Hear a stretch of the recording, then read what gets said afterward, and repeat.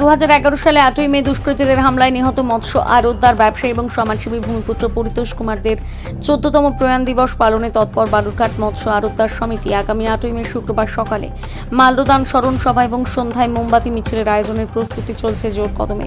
সমিতির সম্পাদক নিহার রঞ্জন ঘোষ এ বিষয়ে কি জানিয়েছেন শোনাবো।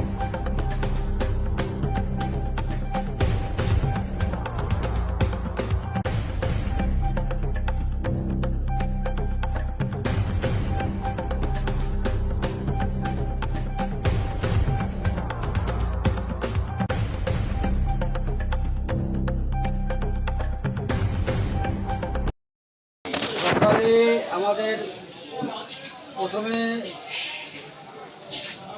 8টার সময় হবে আমাদের এখানে প্রদীপ প্রজ্বলন, তারপরে মাল্যদান, তারপরে বিশিষ্টজনদের বক্তব্য রাখা, এই করে আমাদের এই প্রোগ্রামটা শেষ করা হবে।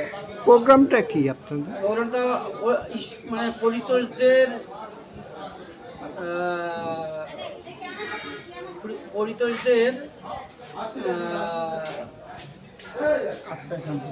আত্মার শান্তি কামনার জন্য আমাদের এই প্রোগ্রামটা হয় প্রতি বছর।